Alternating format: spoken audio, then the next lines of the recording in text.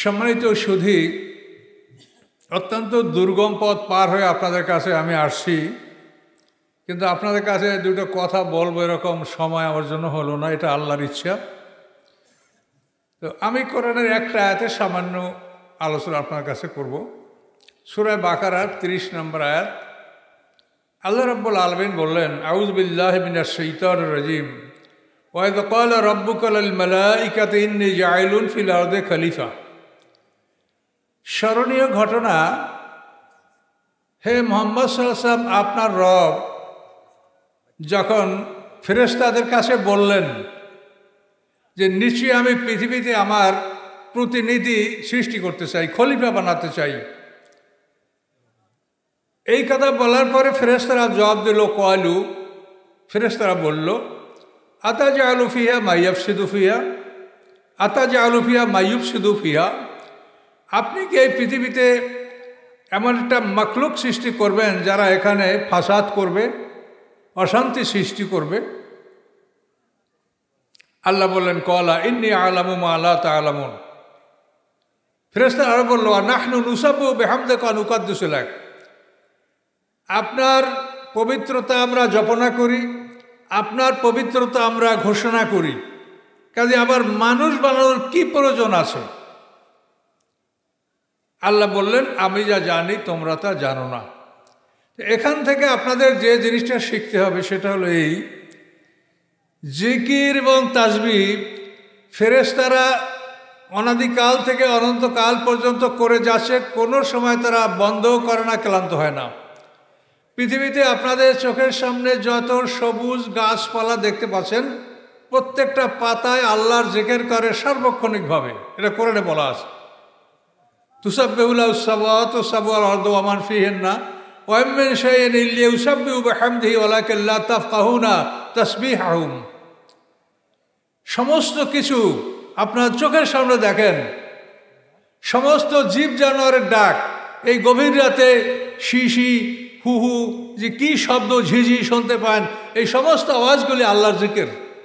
একমাত্র কোরআনে বলা হয়েছে গাধার ডাক এটা আল্লাহর জিকির নয়, গাধার ডাক ছাড়া পৃথিবীর সমস্ত প্রাণীর আওয়াজ এটি আল্লাহর জিকির।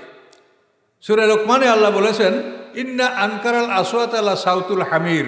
আল্লাহর কাছে অপছন্দনীয় আওয়াজ হচ্ছে গাধার ডাক। তাফসীরকাররা বলেন, এই গাধার ডাক ছাড়া পৃথিবীর সমস্ত প্রাণীর আওয়াজ আল্লাহর জিকির।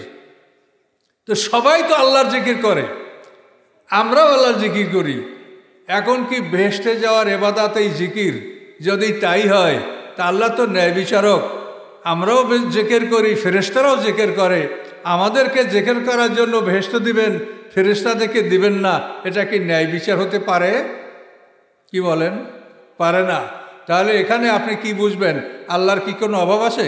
তিনি কোন বললে ফায়াকুন, কোন ফায়াকুন, এটা বললেই হয়ে যাবে। কাজে আল্লাহ তো বেহেশত দান করতে কোনো কষ্ট হওয়ার কথা না। তা আল্লাহ তাআলা ফেরেশতাদেরকে জান্নাত দিবেন না, গাছপালাকে জান্নাত দিবেন না, আমাদেরকে দিবেন কেন? তো এখানে আপনাকে জানতে হবে যে বেহেশতে যাওয়ার ইবাদত শুধু জিকির আজকার নয়, বেহেশতে যাওয়ার জন্য আপনাকে আরো অতিরিক্ত কিছু কাজ করতে হবে। সেটা হলো আপনাকে ওই আয়াতে আল্লাহ বলেছেন খেলাফতের দায়িত্ব পালন করতে হবে।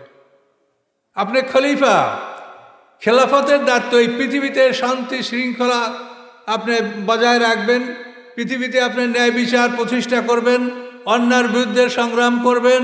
আপনাকে এই সমস্ত কাজ করতে হবে, আমর বিল মারুফ নাহি আনিল মুনকার, এই সমস্ত দায়িত্বগুলি আপনাকে পালন করতে হবে।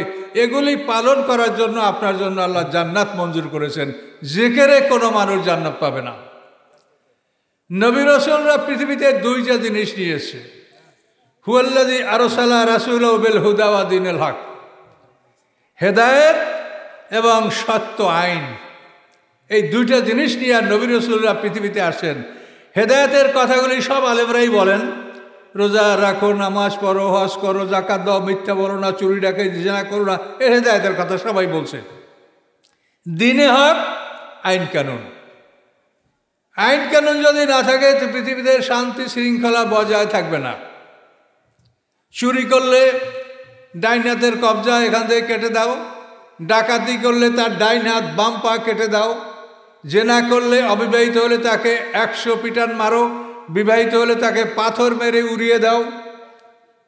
কোনো ডাকাত যদি ডাকাতি করে, মানুষ মার্ডার করে, সেই ডাকাতকে 3 দিন শুলে ঝুলিয়ে রাখো, 3 দিন পর শুল থেকে নামিয়ে তাকে হত্যা করো।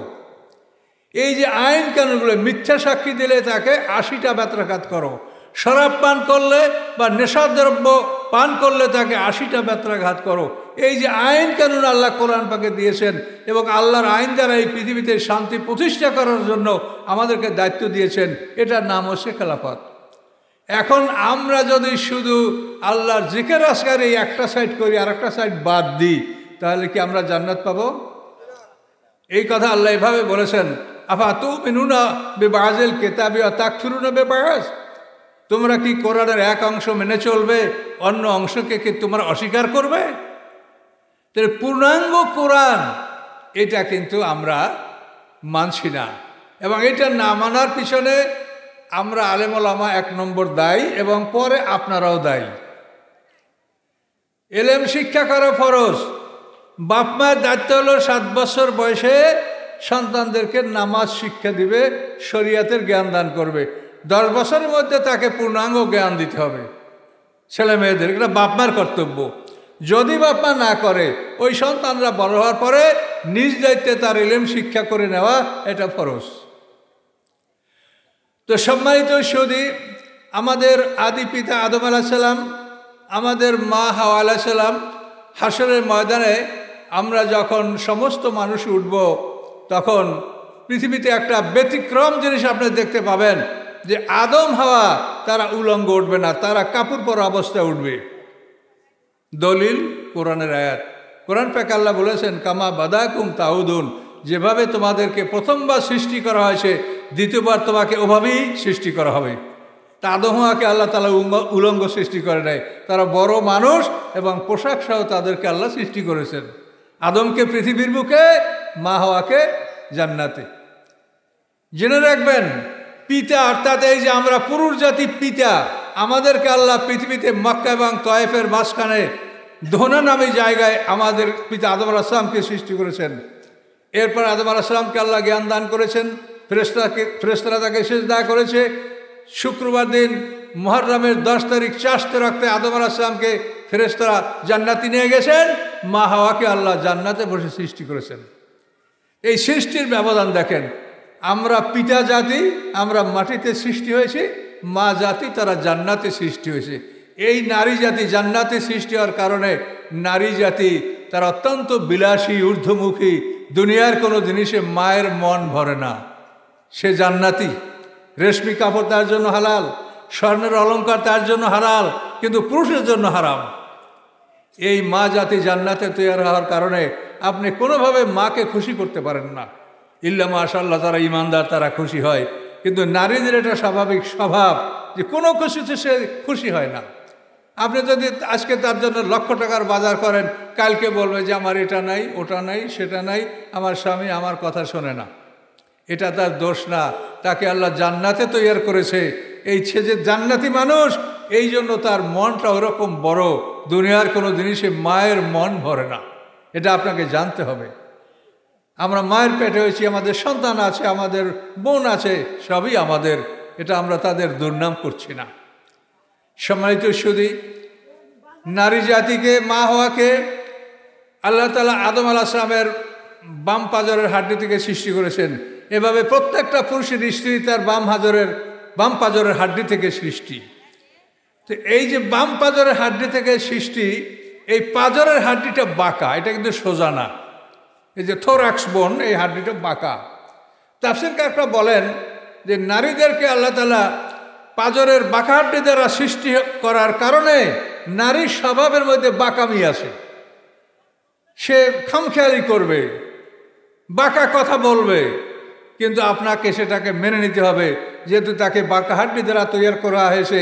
এই সাজের বাঁকা এই হাড্ডি যদি আপনি সোজা করতে চান, ভেঙে যাবে, এটা কিন্তু সোজা হবে না। এটা আপনাকে জেনে নিতে হবে। তাফসীরকাররা এই ব্যাপারে বলেছেন যে নারীকে তুমি সোজা করার চিন্তা না করে, তুমি তাকে যেহেতু বাঁকা হাড্ডি দ্বারা সৃষ্টি করা হয়েছে এটাও যেমন সত্য, হৃদয়ের কাছ থেকে হাড্ডি নিয়ে তাকে সৃষ্টি করা হয়েছে এ কথাও সত্য। কাজেই তুমি নারীকে সোজা করার জন্য তুমি তাকে চাপ দিয়ে বাঁকা হাড্ডি সোজা করার চেষ্টা না করার জন্য তোমাকে বলা হচ্ছে তুমি হৃদয়ের কাছে স্থান দাও। তাকে হৃদয়ের কাছ থেকে হাড্ডি নিয়ে সৃষ্টি করা হয়েছে, হৃদয়ের কাছে স্থান দিলে এই সমস্যার সমাধান হয়ে যাবে। সংসারে যাদের অশান্তি, আমি বলবো যে নারীদেরকে আপনি ওই রকম সোজা করার চিন্তা না করে যদি হৃদয়ের কাছে স্থান দেন, আপনি তার কথা এগুলি মাফ করে দিয়ে যদি আপনি তাকে ভালোবাসেন, তাহলে দেখবেন যে সে সোজা হয়ে গেছে এবং তার থেকে আপনি সব কিছু আপনি সুন্দরভাবে পাবেন। কোরআন থেকে এই সমস্ত বিষয়গুলি আপনাকে জানতে হবে। তবে পরিতাপের বিষয় যে আমরা তাফসিরকারক, আমরা তো ওয়াজের মানুষ না, কাজে আমরা গভীর রাতে, আর আমার বয়স হয়ে গেছে, আর আমার যৌবনকালও আমি কোনোদিন এরকম গভীর রাতে আলোচনা করিনি। এখন বহু কষ্ট করে আপনাদের কাছে আসি, যদি বলি যে কিছু বলবো না, তা আল্লাহ কি বলবে, আপনারা বা কি বলবেন, কিন্তু এটা আমার কাছে কষ্টকর মনে হচ্ছে। তো আল্লাহ রাব্বুল আলামিন এখান থেকে আমাদেরকে যে বিষয়গুলি আমাদেরকে শেখাচ্ছেন আদম হাওয়া থেকে, সেটা আপনারা দেখবেন যে এই আদম হাওয়া দুইটা মানুষ, আমরা পৃথিবীতে সবাই উলঙ্গ জন্মগ্রহণ করেছি, ছোট্ট এবং উলঙ্গ। হাসের বাজারে ছোট্ট এবং উলঙ্গ উঠব, কিন্তু আদম হাওয়ায় দুইটা মানুষ পোশাক পরা থাকবে বড়। সবাই আমরা দেখব এই দুইটা মানুষকে, এ আমাদের পিতামাতা, আমরা সব মানুষ এই দুইটা মানুষের সন্তান। তখন আমরা আফসোস করবো, হায় আমরা পৃথিবীতে এত দলাদলি মারামারি হামাহামি কেন করলাম, আমরা তো এই দুইটা মানুষের সন্তান, এরাই তো আমাদের পিতামাতা আদম হাওয়া। কামা বাদাকুম তাউদুন, প্রথমবার যেভাবে সৃষ্টি হয়েছে দ্বিতীয়বার সৃষ্টি তোমাদের সেভাবেই হবে। তো আল্লাহ তাআলা পৃথিবীতে আমাদেরকে পাঠিয়েছেন এমন একটা দায়িত্ব পালন করার জন্য। এই দায়িত্বটা পালনের জন্য আল্লাহ আমাদের জন্য জান্নাতের প্রতিশ্রুতি দিয়েছেন। যৌবনকাল দিবেন, 33 বছর বয়সে মানুষ সবচাইতে শক্তিশালী থাকে। এই 33 বছর বয়সে আপনাকে জান্নাতে প্রবেশ করানো হবে। আপনার স্ত্রী হবে চিরকুমারী, বড় হয়েছে কিন্তু হায়েজ আসে নাই। আপনি যত খাবেন পেটের মধ্যে কোনো প্রস্রাব পায়খানা থাকবে না, মেশক আম্বারের মতো ঘেরান আসবে, ক্ষুধা লাগবে, আপনি খাবেন। 1000 বছরের সবার একটা দিন হবে, স্বামী স্ত্রী একটা মিলন 40 বছর পর্যন্ত স্থায়ী থাকবে। এইরকম সুখময় একটা জীবন, সোনার বাড়ি, সোনার ঘর, দুধের নহর, মধুর নহর, শরাবের নহর, এগুলি যত পান করবেন তাতে আপনার মাথা ঘুরাবে না, আপনার জ্ঞান বিলুপ্ত হবে না। এই নিয়ামত আপনাকে দান করবেন কিসের বিনিময়ে? পৃথিবীতে কোন কাজ করলে আপনি সোনার বাড়ি করতে পারবেন? পারবেন? এমন কোনো কাজ আছে পৃথিবীতে? আল্লাহর কাছে আপনি এই সোনার বাড়ি, আল্লাহ কোরআনে বলেছেন, আল্লাহর কথা মিথ্যা নয়। আল্লাহর কোরআনে আল্লাহ বলেছেন যে তোমাদের জন্য আমি এই সব নিয়ামত জান্নাতে তৈরি করে রেখেছি। কিসের জন্য? যে তুমি আমার কাজ করবে, তুমি আমার কাজ করবে, খেলাফতের দায়িত্ব পালন করবে, তুমি ভালো কাজে আদেশ করবে, মন্দ কাজ থেকে নিষেধ করবে, এবং এই পৃথিবীতে হক এবং বাতিলের সাথে সংঘর্ষ থাকবেই। হক ও বাতিল, আল্লাযীনা আমানু ইউকাতিলুনা ফী সাবিলিত তাগুত, আল্লাযীনা আমানু ইউকাতিলুনা ফী সাবিলিল্লাহ, আল্লাযীনা কাফারু ইউকাতিলুনা ফী সাবিলিত তাগুত। আল্লাহ বলেন যারা ঈমানদার তারা আল্লাহর রাস্তায় লড়াই করবে, আর যারা কাফের তারা শয়তানের রাস্তায় লড়াই করবে। কোরআনের আয়াতে স্পষ্ট। তো এখন এই যে দুইটা রাস্তায় লড়াই, সকলেরই একটা মনে হবি থাকে। হবি মানে আপনি একটা জিনিস ভালোবাসেন। তো আল্লাহ তাআলা কি ভালোবাসেন বলেন তো? আল্লাহ বলেন যে আমি ভালোবাসি, ইন্নাল্লাহা ইউহিব্বুল্লাযীনা ইউকাতিলুনা ফী সাবিলি সাফান কান্নাম বুনিয়ানুম মারসুস। আল্লাহ বলেন সীসা ঢালার প্রাচীরের মতো মজবুত হয়ে একটা জাতি, একটা দল যখন আল্লাহর পথে লড়াই করবে, আল্লাহ তাআলা এই যুদ্ধটা দেখতে, এই রক্তক্ষরণ দেখতে আল্লাহ তাআলা সন্তুষ্ট। সাহাবীরা জিজ্ঞাসা করেন, ইয়া রাসূলুল্লাহ, বান্দার কোন আমল দেখে আল্লাহ খুশিতে হাসেন?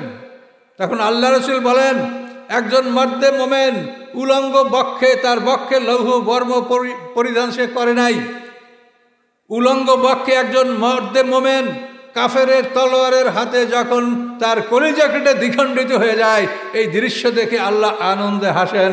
সকলে বলুন সুবহানাল্লাহ।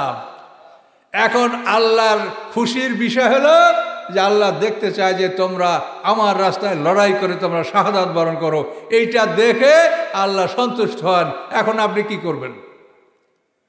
আল্লাহ যা করেন তাকে কেউ প্রশ্ন করতে পারবে?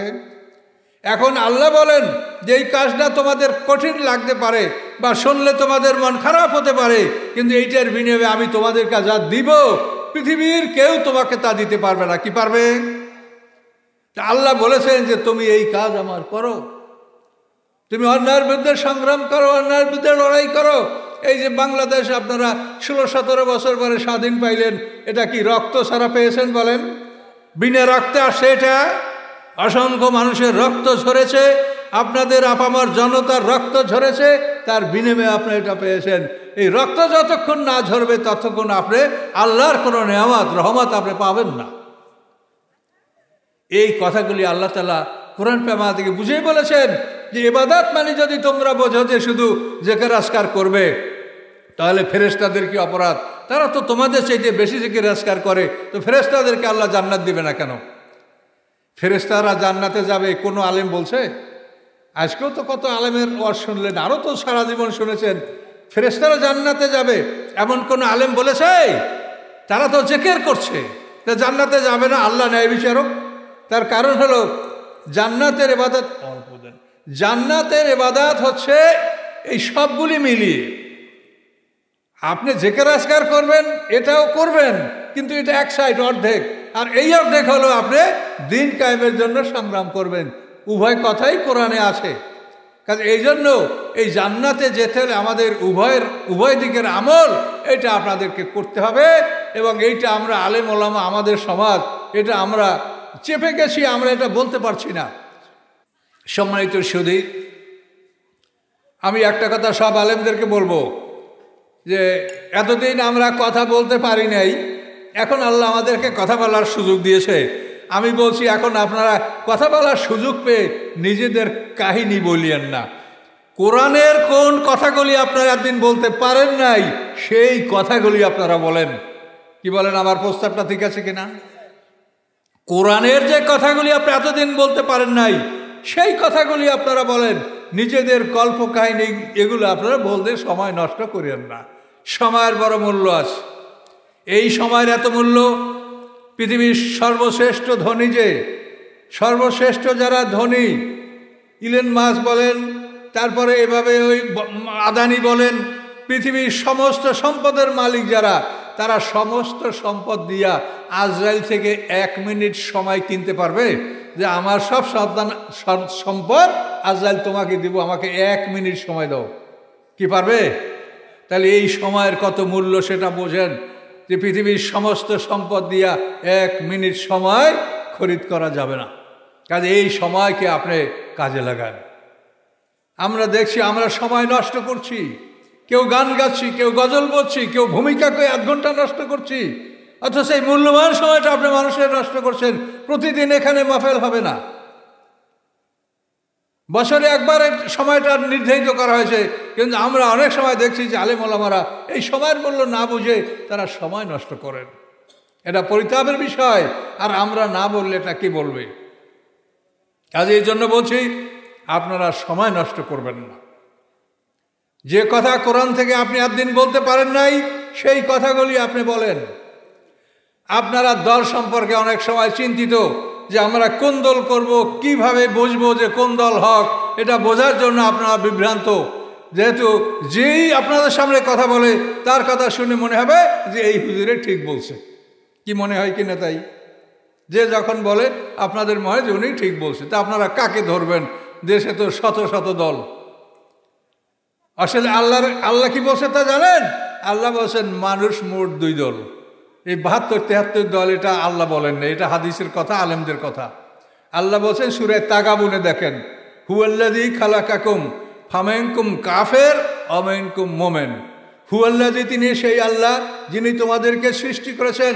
তোমাদের প্রথম দলটা কাফের, দ্বিতীয় দলটা মুমিন। কাফের সংখ্যা বেশি, এই জন্য আগে বলা হয়েছে। সূরা তাগাবুনের 2 নম্বর আয়াত দেখেন। পৃথিবীর মানুষ 2 দল, মুমিন এবং কাফের, এছাড়া কোনো দল নাই। তা আপনারা 73 দল কেন বানান? যে লা ইলাহা ইল্লাল্লাহ বলে সে মোমেন, ত্রুটি থাকলে বিচার আল্লাহ করবে। কিন্তু আপনি তাকে মোমেন ছাড়া অন্য কিছু বলবেন না। আল্লাহ রাসূল হাদিসেও কঠিনভাবে বলেছেন, মান ক্বালা লা ইলাহা ইল্লাল্লাহ লা তুকাফিরহু বিযামবিন, যে লা ইলাহা ইল্লাল্লাহ বলে কোনো পাপের কারণে তুমি তাকে কাফের বলিও না। আল্লাহ রাসূল বলেন নেই? আল্লাহ তো সেই কথা বলছেন, তোমরা দুই দল, মোমেন এবং কাফের। মানুষ হলো দুই দল, মোমেন এবং কাফের। কাজে এই দুই দল মানুষ দেখেন, মরার পরে মানুষ থাকবে ইল্লিন এবং সিজিন, দুই দলের দুইটা জায়গা। বিচারের পরে মানুষ থাকবে দুই জায়গায়, জান্নাত এবং জাহান্নাম। এই দুই দল ছাড়া তৃতীয় দলের কোনো জায়গা আল্লাহর কোরআন কেতাবে নাই। মানুষ মোট দুই দল। তাহলে আপনারা হক বাতিল কি চিন্তা করতে পারছেন? মানুষ মোট দুই দল, মোমেন এবং কাফের। তাহলে হক বাতিল বোঝার জন্য আমি একটা পরামর্শ আপনাকে দিব, এটা দিয়ে আমি কথা সমাপ্ত করব। আপনারা আমার কথা শোনার জন্য ইউটিউবে আমার হাজার হাজার বক্তব্য আছে। কোরআন শরীফের প্রথম থেকে শেষ পর্যন্ত সমস্ত তাফসীর দেওয়া আছে। আমার ছোট ছোট বই আপনাদের জন্য কিছু নিয়ে আসি। আমার আলো আদার বই, ওখানে 10টা বই আমার বের হয়েছে, নিয়ে আসি। রাসূলের জীবনী লিখছি, তা নিয়ে আসি। আমি 30 পারা কোরআনের তাফসীর লিখেছি, তাফসীরুল ওয়াফি। আমার তাফসীর ইনশাআল্লাহ সারা পৃথিবীতে, লন্ডনে, আমেরিকায়, জার্মানে, অস্ট্রেলিয়ায়, সারা পৃথিবীর জ্ঞানীরা আমার তাফসীর সংগ্রহ করছে ইনশাআল্লাহ। আপনারাও পড়েন তো আপনারাও উপকার পাবেন। এই আল্লাহর পথে আপনারা অর্থ ব্যয় করেছেন, তো ভালো কাজ করেছেন। আল্লাহর পথে আপনারা কোরআন, হাদিস, এই তাফসীর এগুলো আপনারা কিনেন, পড়েন, এর থেকে আপনারা জ্ঞান পাবেন। আমি আপনাদেরকে এই সময়ের মধ্যে কতখানি ইসলামের কথা বলতে পারবো। তা আমি আপনাদেরকে সত্য দল চেনার জন্য একটা কথা কোরআন থেকে বলবো, যেটা বলার পরে আপনি সত্য দল চিনতে পারবেন। কোরআনে শয়তানের একটা চ্যালেঞ্জ কোরআনে উল্লেখ আছে সূরা আরাফে। সেখানে শয়তান বলেছে, লাকুদান্না লাহুম সিরাতাকাল মুস্তাকিম। ইবলিস বলে যে আল্লাহ, আমি অবশ্যই আপনার সিরাতাল মুস্তাকিম, জান্নাতে যাওয়ার যে রাস্তা, এই রাস্তাটার উপরে আমি বসে পড়ব। বসে আমি কি করব? সুম্মা লাআতিয়ান্নাহুম মিন বাইনি আইদিহিম ওয়া মিন খালফিহিম ওয়া আন আইমানিহিম ওয়া আন শামাইলিহিম ওয়া লা তাজিদু আকসারাহুম শাকিরিন।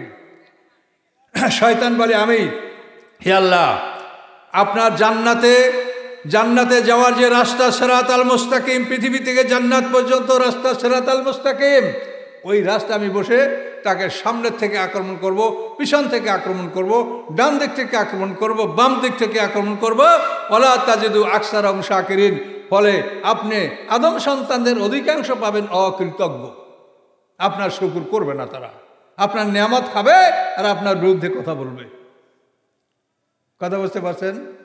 এখন শয়তানের সামনের আক্রমণ হলো, শয়তান বলবে যে তোমার সামনে যে তুমি শোনো জান্নাত জাহান্নাম আছে, ও কিছু নাই। এটা হলো সামনের আক্রমণ, সামনের থেকে আক্রমণ করা। পিছনের দিকে আক্রমণ করা হলো, এই দুনিয়ায় তুমি যা দেখো, ধন সম্পদ, বাড়ি গাড়ি, নারী, এগুলি সব উত্তম জিনিস, তুমি এগুলির পিছিয়ে মেহনত করো, খাটো। কেমন করে 5তলা 10তলা বাড়ি করবে, সুন্দর নারী বিবাহ করবে, এগুলি তুমি পৃথিবীর ধন সম্পদ, জমি জমা কেমন করে করবে, মাছের ঘের কেমন করে করবে, গরুর ফার কেমন করে করবে, এই পিছনে মানে অর্থাৎ পৃথিবীর দিকে তার আকর্ষণ সৃষ্টি করে দেওয়া, এটা পিছন থেকে আক্রমণ। ডান দিক থেকে আক্রমণ হলো আল্লাহর আইন কানুনের সমালোচনা করা। আল্লাহর আইন ভালো না, নাস্তিকরা বলে আল্লাহ অঙ্ক জানে না, তা আল্লাহ তাআলা মেয়েদেরকে ঠগিয়েছে, পুরুষদেরকে জিতিয়েছে। আল্লাহর আইন বর্বর আইন, চোরের হাত কাটবে, ডাকাইতের ডাইন হাত বাম পা করবে কাটবে, তারপর ডাকাতকে শুলেবিদ্ধ করে হত্যা করবে, এই সমস্ত বর্বর আইন। এভাবে আল্লাহর আইনের সমালোচনা করা, এটা হলো ডান দিক থেকে আক্রমণ। এই আইনগুলি বর্বর আইন না। আমি সামান্য সময় আপনাকে কিভাবে তাফসীর করব। এই আইনগুলি যদি সমাজে থাকে, চুরি বন্ধ হয়ে যাবে, ডাকাতি বন্ধ হয়ে যাবে, বর্বর আইন না। চোর হাত কাটা লাগবে না, শুধু আপনি আইনটা করে রাখেন হাত কাটা, তবে দেখবেন আর চোর নাই। স্বর্ণের দোকান খোলা রেখে নামাজ পড়তে যাইতে পারবেন। কাজে এই আইন মানে যে মানুষের হাত পা কাটা হবে তা না। এই আইন থাকলে হাত পা কাটা বন্ধ হবে, চুরি বন্ধ হবে, হাত পা কাটতে হবে না। এটা আল্লাহর কৌশল, এটা আপনার আমার কথা না, আল্লাহর কথা। কাজে মানুষ এগুলা বোঝে না। এই জন্য কোরআন থেকে এই বিষয়গুলো, ডাইন থেকে আক্রমণ হলো আল্লাহর আইনকে সমালোচনা করা। কিভাবে বলবো আপনাকে, বলেন আল্লাহর আইন কি জানেন? একটা মানুষ যদি খুন হয়, তো নিহত ব্যক্তির অরিশা যদি বলে যে আমি রক্তের মূল্য নিব, তখন কাজী রায় দিবে যে খুনি আসামি তাকে 100 গরু অথবা 100 উট অথবা 2000 বকরি এটা দিতে হবে। 100 গরু দিতে হবে। নিহত ব্যক্তি যে মার্ডার হয়ে গেছে তার ছেলে মেয়ে আত্মীয় স্বজনরা তারা পাবে 100 গরু, 40টা দুধের গাই আর 60টা হালের গরু, 40টা গাভীন উটনি আর 60টা বড় 5 বছর বয়স্ক উট। এটা একটা খুনের বিচার, এটা আল্লাহর কোরআনে আছে। কিন্তু আপনার ফৌজদারি আদালতে কি আছে? আপনার বাবাও মার্ডার হয়েছে আর মামলা করতে করতে আপনিও শেষ, এছাড়া কিছু আছে? আর আল্লাহর আইনে আছে যে আপনি 100 গরু অথবা 100 উট অথবা 2000 বকরি পাবেন। এবং এইটা যে খুন করছে আসামি তাকে 3 বছরের মধ্যে এটা আদায় করতে হবে, তাকে 3 বছর সময় দেওয়া হবে। এটা আল্লাহর বিধানে রয়েছে। আল্লাহর আইন যে কত সুন্দর, আপনারা শুনলে অবাক হবেন। আমরা তো সেগুলো বলি না। আমাদের মাহফিলগুলি হলো গান গজল, মানে যাত্রার বিকল্প। মানে যাত্রা পার্টি যেরকম যাত্রা করে, আমরা এই মাহফিল দিয়ে সেইখানে আমরা গান গাই। আর গান শুনলে যুবকরা তরুণরা মজা পায় যে হুজুরি খুব ভালো গান, নাউজুবিল্লাহ বলেন। এগুলি ঠিক নয়। কোরআনের কথা বলেন, কোরআনের কথা, রাসূলের বিশুদ্ধ কথা এগুলো বলেন। ডান দিক থেকে আক্রমণ হলো আইনের সমালোচনা করা, বাম দিক থেকে আক্রমণ হলো পৃথিবীর যত খারাপ জিনিসের মজা, নেশা করা, ইয়াবা খাওয়া, জেনা করা, এগুলিতে সব মজা। এই দুনিয়ার সব হারাম কাজে তারা স্বাদ পাবে। এইটা হারাম কাজের স্বাদ তাদের জন্য উপস্থাপন করা, এইটা হলো শয়তানের বাম দিক থেকে আক্রমণ করা।